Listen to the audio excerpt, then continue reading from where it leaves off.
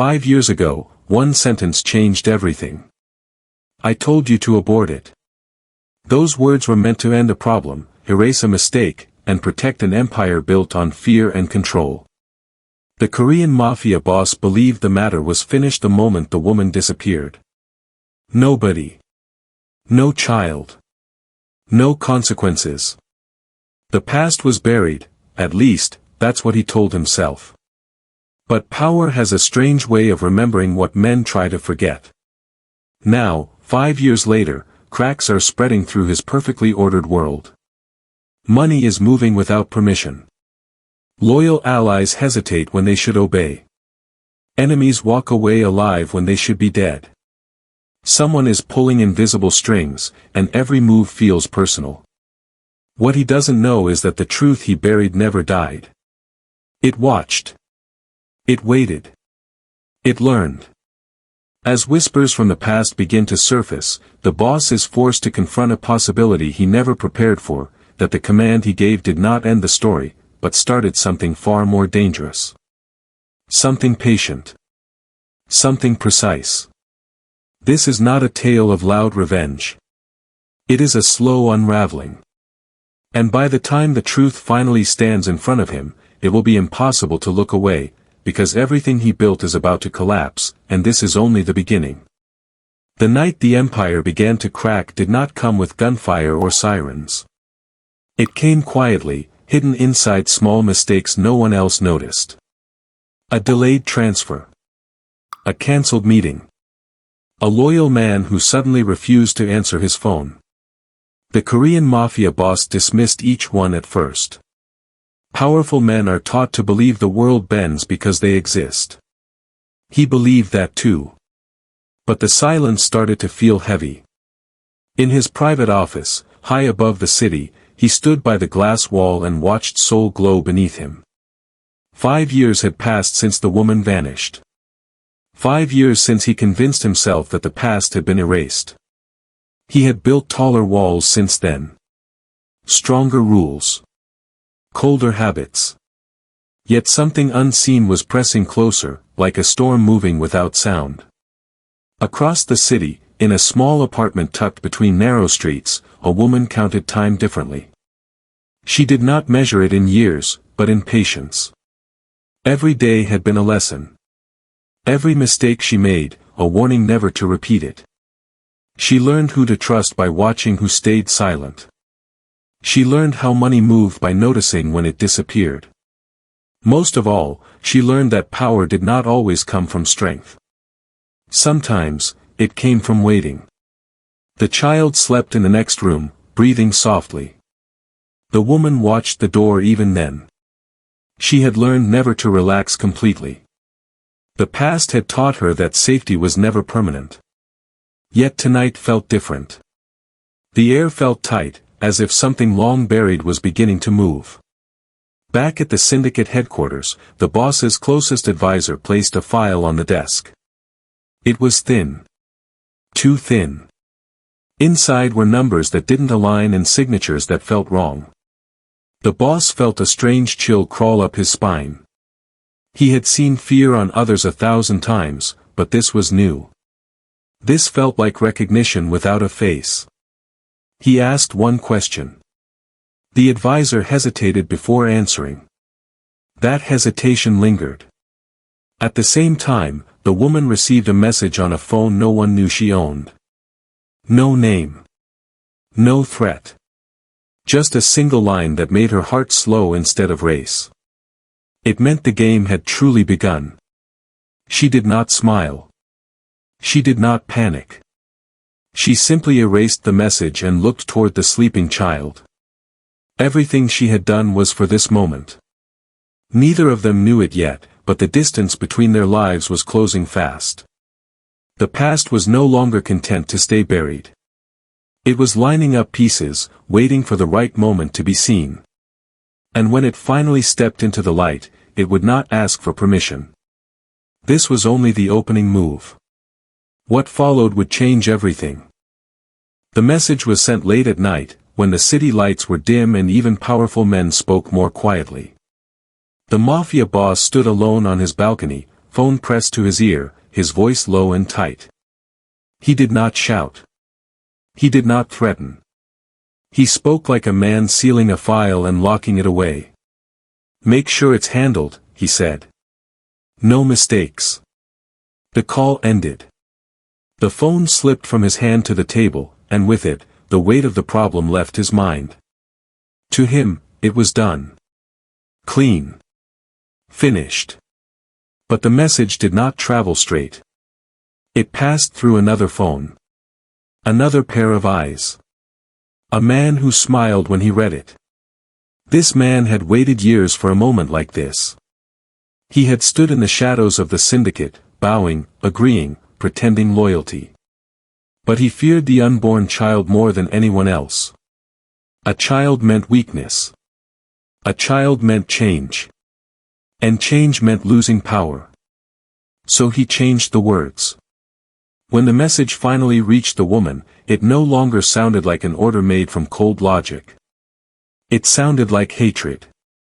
It sounded final. It stripped away all doubt and mercy. She read it once. Then again. Her hands trembled, not from fear, but from shock. The words felt heavier than the phone itself. They pressed against her chest, her breath, her heart. This was not what she expected.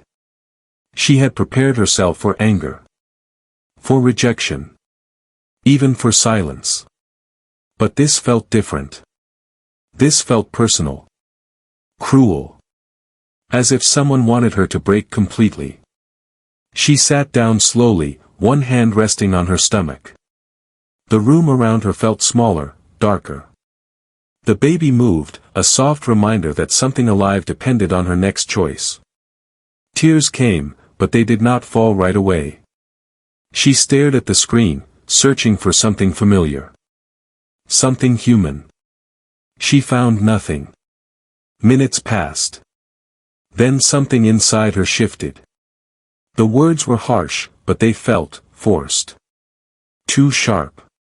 Too eager. The man she knew was cold, yes, but precise. This message felt hungry.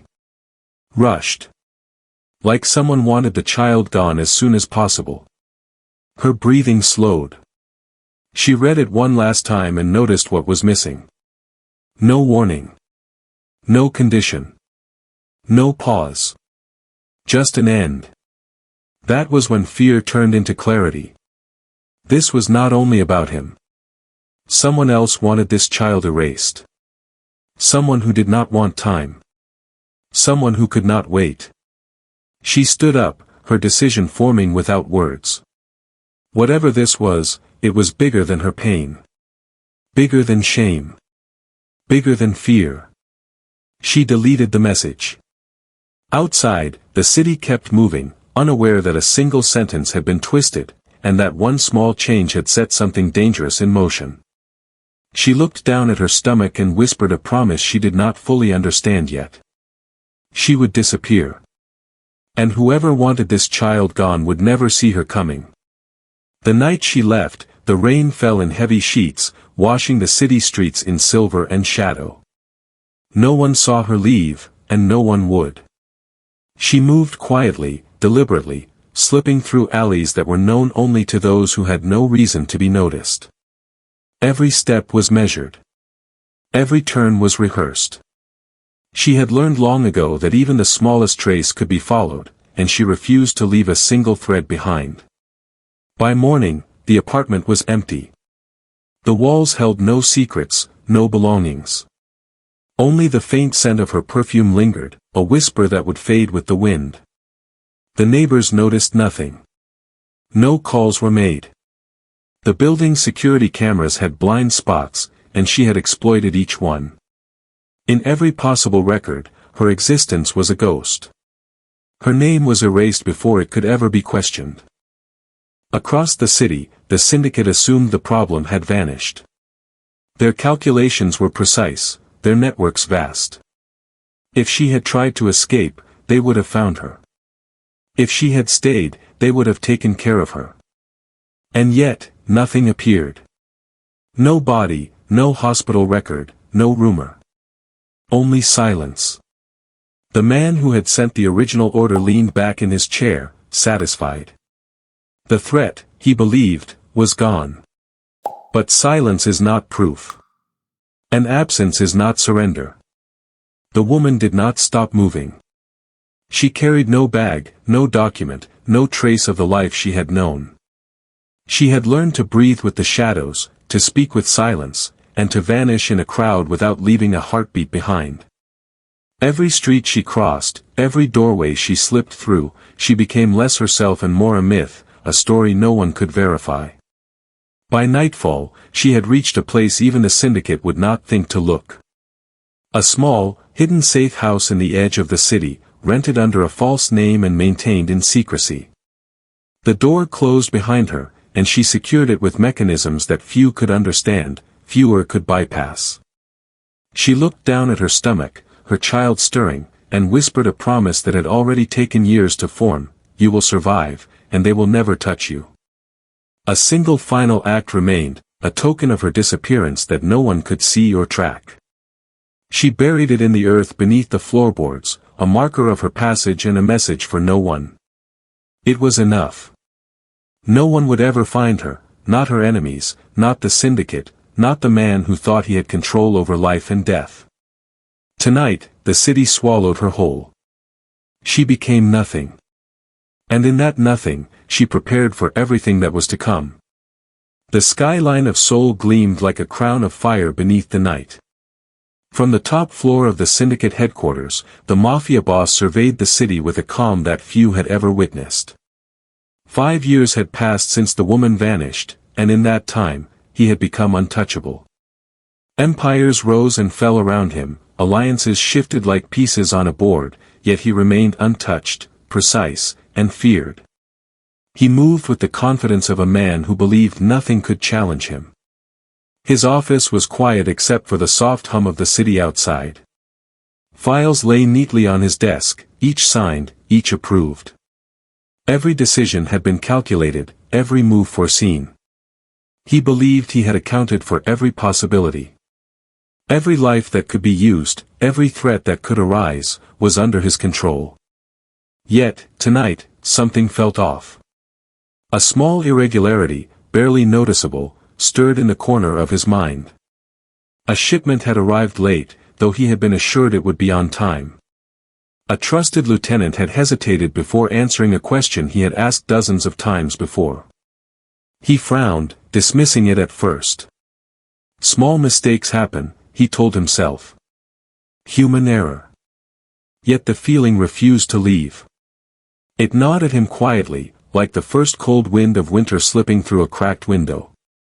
The instincts that had carried him this far whispered warnings he could not ignore. Later, during a late meeting with his inner circle, he noticed a subtle shift in the room. Eyes darted, shoulders stiffened. He asked a question about a recent financial transfer, expecting a quick answer. One man paused, fingers tapping nervously on the table, gaze flicking away. It was almost imperceptible, a moment so brief that anyone else would have missed it. But not him. The hesitation was enough. Enough to set the wheels of suspicion turning in his mind. He knew better than to ignore it. A silent alarm had been triggered. Someone, somewhere in his organization, was no longer aligned. Someone was holding back. He leaned back in his chair, fingers steepled, eyes narrowing. Power is built on fear, yes, but also on obedience. And obedience could be broken. He didn't yet know by whom, or why, but the seed of doubt had been planted. The boss stood, looking out at the city again.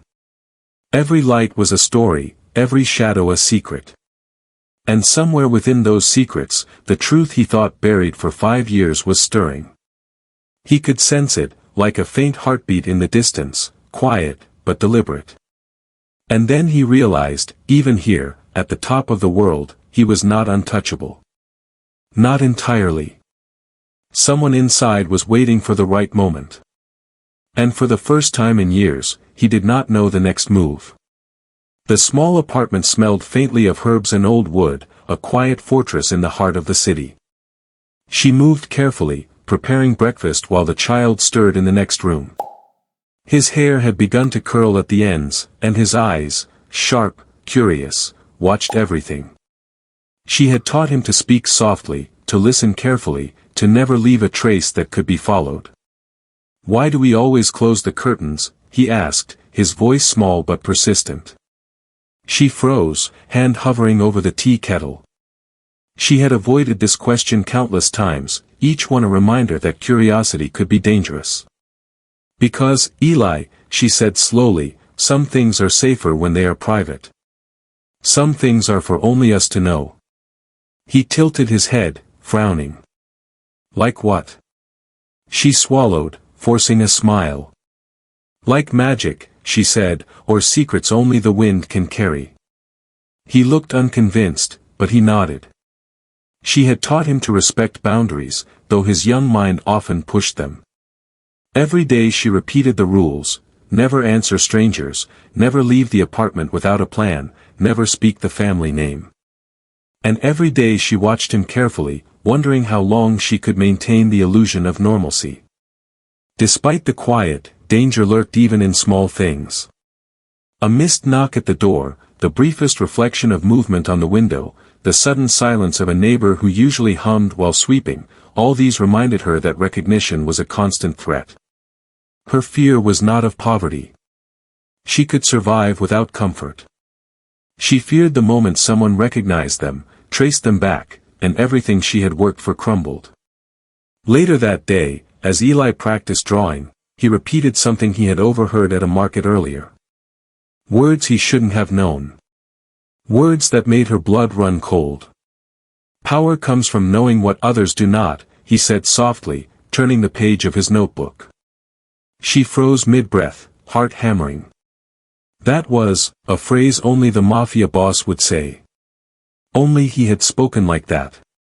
She had avoided repeating anything he could have taught, avoided leaving clues, yet somehow, he had spoken it. Her hands trembled slightly as she knelt beside him, forcing calm into her voice. "Where did you hear that?" Eli shrugged, innocent. "Just, someone said it." Her mind raced. Someone had been close enough to hear the child, someone who might know their location. Or worse, someone had been teaching him without her knowing. The thought made her stomach knot. She hugged him tightly, feeling both pride and panic. He was her strength, her reason to survive, yet he might also be the most dangerous thing she had ever protected. Outside, the city moved, unaware that a single phrase, repeated by a child, could shift the balance of power. And for the first time in 5 years, she realized that their silence could not remain absolute. The office smelled of polished wood and leather, a quiet fortress of power that should have felt untouchable. The Mafia boss sat behind his massive desk, fingers steepled, eyes scanning the documents laid before him. Everything should have been perfect. Every shipment accounted for. Every ally loyal. Every rival at their expected place in the game. Yet something was off. A shipment that should have arrived yesterday remained unaccounted for. The numbers didn't match. His staff offered explanations, but their eyes flickered with hesitation, their words rehearsed. Even the simplest details, voices, faces, dates, felt slightly wrong. He frowned. Power, he knew, is not about controlling what is seen. It is about anticipating what is unseen. And tonight, the unseen had begun to move. A rival, long considered a threat, had been spared during a recent exchange. The man should have been eliminated, executed as an example. Yet he was alive, walking freely in the streets of Seoul, untouched. This was not carelessness. This was deliberate. Someone had interfered, and the boss had no idea who. He leaned back, staring at the ceiling as his mind raced. For years, he had built an empire on fear and precision, and yet he could feel the cracks forming. Invisible threads of manipulation tugged at the edges of his control, and he could not find the source. Each clue, each anomaly, only deepened the mystery. Someone inside had begun to play a dangerous game, a game with stakes he had never imagined. Hours passed, each more frustrating than the last. He reviewed every ledger, every shipment, every message, yet nothing revealed the saboteur. Then, a sealed report arrived from the back office, delivered personally by a nervous assistant who dared not make eye contact. The envelope was thick, heavy with the weight of bureaucracy and secrecy. He opened it slowly, slicing through the paper like a blade cutting through lies. Inside were numbers, names, and records, but one name caught his attention immediately. A name from the past. A name he had buried in memory, hoping it would remain forgotten. The pulse in his neck quickened, a chill running down his spine. He read it again, disbelief tightening his chest. This was the connection. This was the proof that someone had been inside his world, learning, waiting, and now, acting. The name was a reminder that the past never truly dies. The past could reach forward and strike when least expected.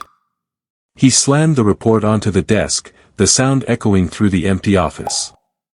The empire felt less secure now, fragile in ways he had never considered.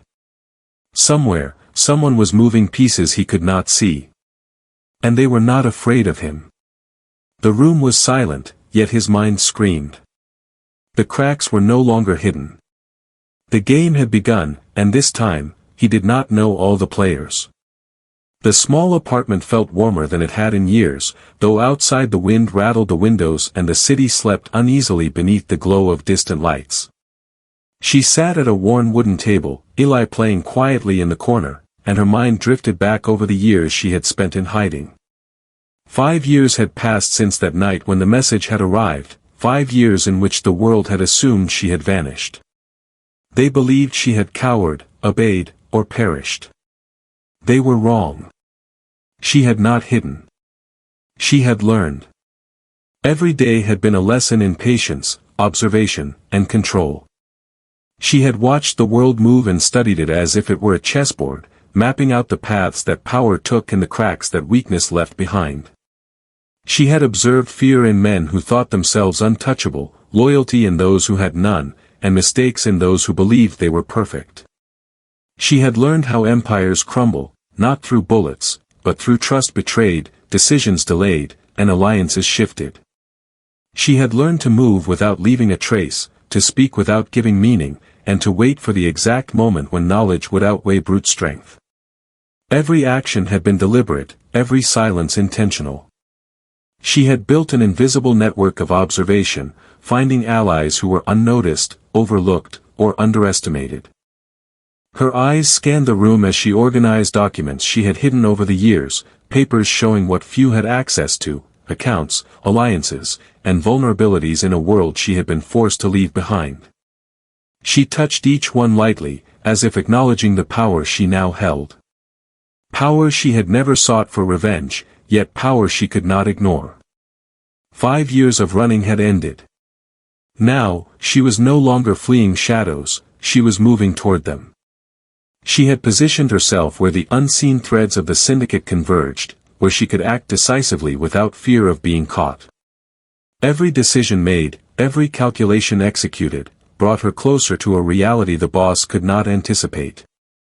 She looked at Eli, asleep and breathing softly, and smiled faintly. Her strength was no longer just hers, it was theirs. And she would protect it at all costs.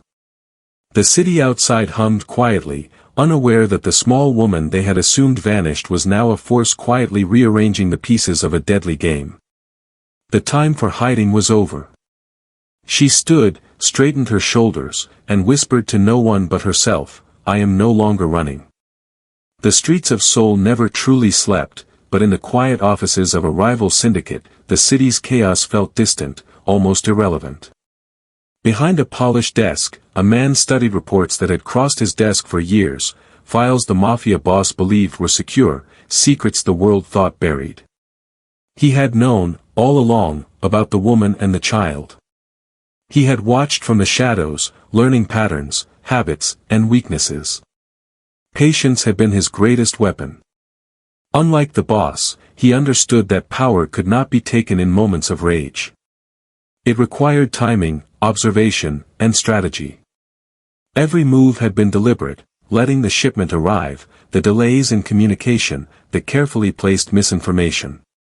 Let the enemy believe he controlled the board while waiting for the perfect moment to strike. Every year, he had watched the empire tighten its grip, unaware that the pieces he had planted were slowly unraveling it from within. Maps of safe houses, financial ledgers, and personnel files were spread across the table, meticulously annotated. Names repeated themselves in careful hierarchies. And at the center, like a single unbroken thread, was the woman who had disappeared 5 years ago. She had survived. She had adapted. She had learned to wield knowledge as skillfully as any weapon. The man leaned back in his chair, fingers steepled. He did not rush. He did not panic. While others might have acted impulsively, he waited. He let his rivals grow arrogant, trusting in illusions of control. Now, finally, the timing was right. The empire had begun to show cracks that could no longer be ignored. He smiled faintly, knowing that when the first move was made, it would feel like chaos, but every outcome had already been anticipated. Across the city, the Mafia boss sensed it. Something in the patterns of his organization, the subtle misalignments of reports, the hesitation of trusted allies, no longer felt random. His instinct, honed over years of survival and conquest, screamed a warning he could not dismiss. He did not yet know why his enemies were not rushing, why they were holding their actions in careful restraint, but the realization sent a chill down his spine. Patience was a dangerous force. And in the world of empires built on fear and control, the one who waited could turn the strongest into the weakest. The boss leaned over his desk, reading a report once more. His eyes narrowed as he realized a truth he had not considered. His enemies weren't moving recklessly. They weren't desperate. They weren't afraid. Time was on their side. And that realization hit him harder than any betrayal, any attack, any bullet could have. The market was alive with sound, vendors shouting, bells clanging, and the scent of fried food mixing with wet asphalt from a recent rain. The woman moved carefully through the crowd, Eli's small hand clutched tightly in hers. She had taught him to walk without drawing attention, to blend in, to be invisible when necessary. Every step was deliberate, every glance measured. Even the bright morning sunlight could be dangerous if it revealed too much. Eli tugged at her sleeve, pointing at a toy that caught his eye. "Can we look, Mama?" She shook her head quickly, forcing a smile. "Not now, Eli. Later." Her eyes scanned the crowd, restless, alert. Years of hiding had sharpened her senses, she could feel danger even when it wasn't obvious. Her instincts prickled as she noticed a man across the street, tall, broad, moving with a confidence that seemed too precise for a simple passerby. She ignored it at first, convincing herself it was just the flow of the crowd. Meanwhile, Ha-jun walked through the market, flanked by a few trusted lieutenants. He had returned from years of building his empire stronger than ever, and now his attention was sharp, scanning for anything unusual. His eyes caught a small boy, a striking resemblance to someone he had once known, though he could not place it. The boy's movements, the way he held himself, even the expression in his eyes, stirred something deep in Ha-jun, a memory buried under 5 years of control and command. He took a step closer, instincts urging him to move, to confirm, to see. Across the street, the woman felt a ripple in the crowd, a weight she could not identify. Her heart skipped a beat. Something was wrong, something familiar, yet impossible. She froze for a moment, scanning the faces, trying to place it. Eli noticed her pause and tugged at her again, but she only whispered, "Keep moving." For a heartbeat, they were so close. The man and the child almost intersected, their paths nearly crossing. Neither spoke. Neither recognized the other fully. But the tension was palpable, a current in the air that made every step feel dangerous. Ha-jun stopped abruptly, eyes locking on a piece of jewelry, a small charm on the boy's backpack, that had once belonged to the woman. His chest tightened, and the world seemed to slow. He knew, deep down, that the trail had finally reappeared. She did not see him fully. Only the feeling of being watched made her tighten her grip on Eli's hand. Her instincts screamed that recognition was near, yet she could not identify the threat. Ha-jun took one more step forward, but the crowd shifted, hiding the boy from view. He turned back, moving cautiously, too late to reach them before they disappeared into the sea of faces. A single moment, fleeting, left questions burning in his mind, questions that demanded answers.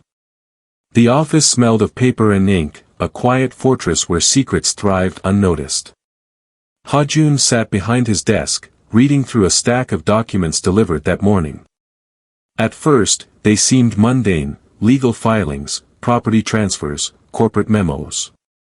But as he scanned the pages, the familiar precision of his empire's order began to feel off. Small inconsistencies appeared. Numbers didn't add up. Names were missing where they should have been. He frowned, running a hand over his face. Something he had never expected to see now revealed itself in cold, unrelenting clarity.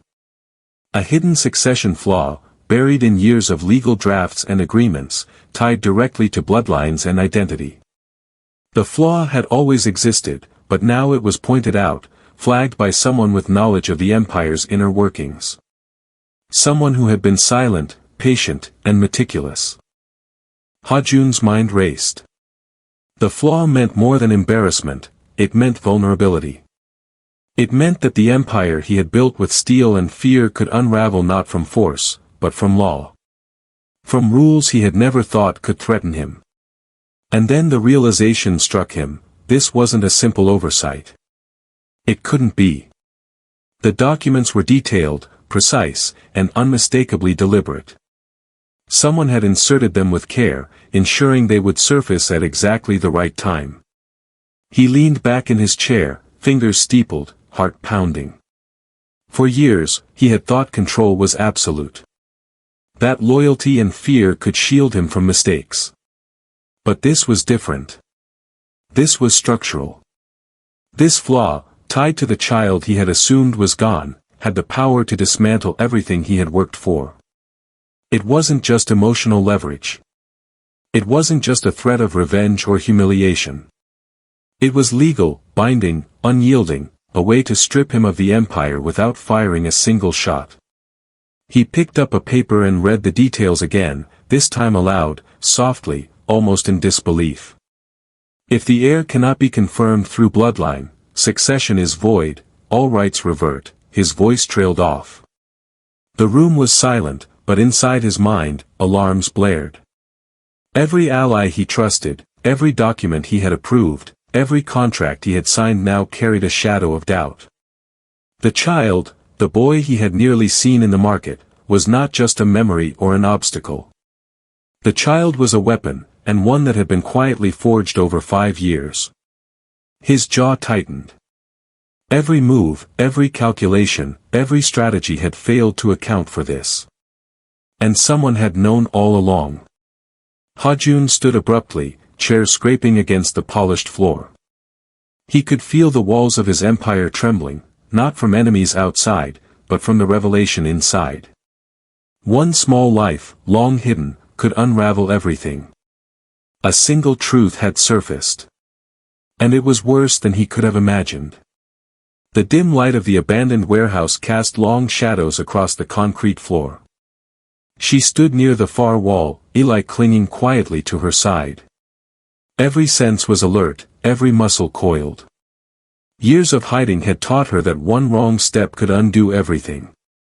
Across the room, a figure emerged from the shadows, moving with deliberate calm.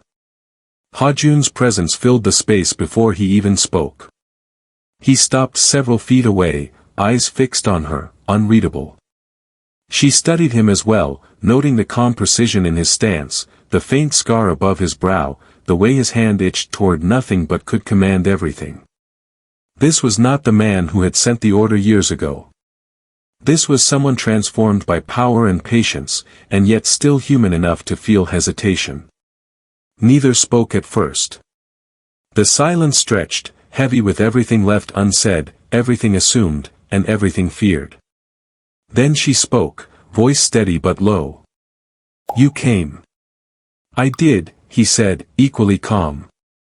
"I wanted to see for myself." His eyes scanned the child at her side and back to her, trying to gauge the changes time had brought.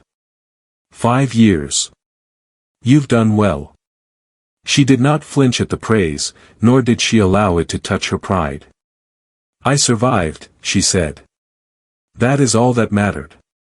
He nodded slowly, recognizing the truth in her words. There was no shouting, no pleading. Only a quiet recognition: both had survived, both had endured. And yet the air between them crackled with unspoken tension. "I know what you've done," he said carefully, his voice dropping an octave. "The empire, my empire, it has cracks I never imagined. You've changed everything without lifting a hand against it." Her lips tightened. "I never sought to destroy you. I sought to protect what was mine to protect. And now, it's not just survival, it's positioning. Knowledge is power. You should have known that." He blinked, realization dawning. "You've been 5 steps ahead, all this time." She met his gaze steadily. "And you are only now noticing." He swallowed hard, feeling the weight of years, of decisions, of manipulations.